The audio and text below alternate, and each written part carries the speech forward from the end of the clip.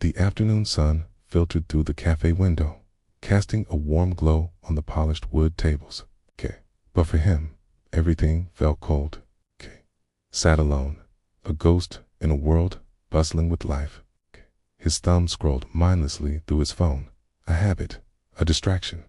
Then, her picture appeared. His late wife, smiling, a memory so vivid it felt like a fresh wound. His eyes welled up, a single tear escaping, tracing a path down his cheek before he could quickly wipe it away. He stared out the window, lost in a sea of loneliness, the weight of his world pressing down. Work, responsibility, an empty house, and a heart full of memories he couldn't share. From the table next to him, a pair of wide, curious eyes had been watching. A little boy, no older than 5, tugged on his mother's sleeve, whispering something he couldn't hear. Then, with a determined look, the boy clutched a juice box and toddled over to his table. He held it up, a small offering. In a voice clear and innocent, the boy declared, "Don't cry, you can borrow my mom."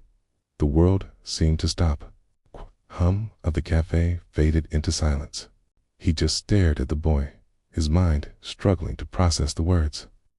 At the next table, the boy's mother gasped, her face flushing with embarrassment. A few people nearby who had overheard the exchange smiled softly, their faces full of warmth.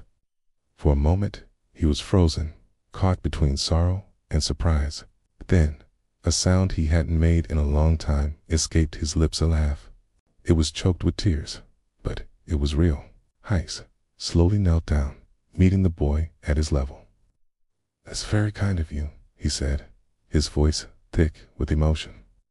He remembered the endless days, the blurs of board meetings and sleepless nights. Flashes of him on a conference call while his son played alone.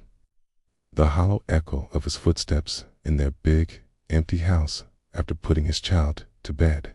The missed school plays, the hurried goodbyes, the constant juggle of being a father and a CEO and failing at both. He was so busy building an empire, he'd forgotten how to build a life. He had everything, yet he had nothing. "I am so sorry."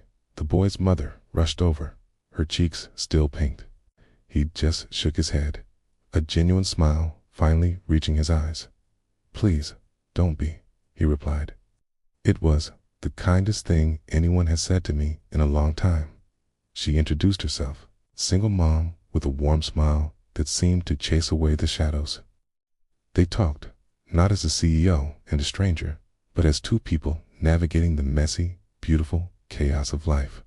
They shared a coffee while the little boy, his mission accomplished, happily played nearby, occasionally glancing over to check on them.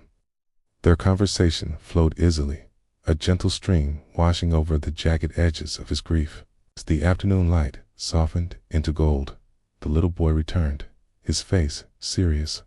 He looked from his mom to the man and then asked, his voice full of concern, "Is he still sad?"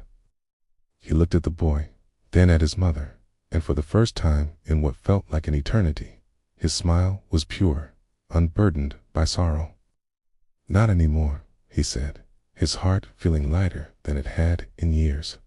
As the sun began to dip below the horizon, painting the sky in shades of orange and purple, the three of them left the cafe together.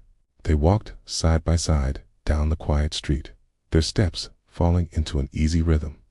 There were no promises of tomorrow, no grand declarations.